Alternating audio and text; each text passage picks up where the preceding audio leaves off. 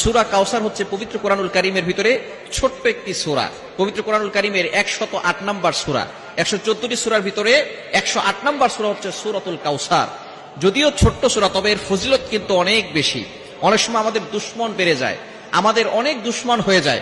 এই দুশমনকে ধ্বংস করার জন্য আপনি কিছু নিম পাতা সংগ্রহ করে 7 বার পরে যদি আপনি নিম পাতায় ফু দিতে পারেন, এই কিভাবে আমল করবেন এবং কিভাবে আপনি করলে আপনার দুশমন চিরতরে আপনার কাছে নত হয়ে থাকবে, আপনি জানলে অবাক হয়ে যাবেন।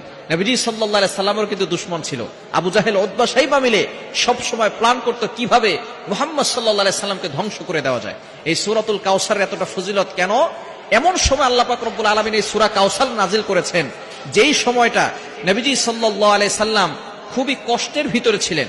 আল্লাহ পাক রব্বুল আলামিন সূরা কাউসার নাজিল করে নবীজি সাল্লাল্লাহু আলাইহি সাল্লামকে সন্তুষ্ট করেছেন। বলেন সুবহানাল্লাহ।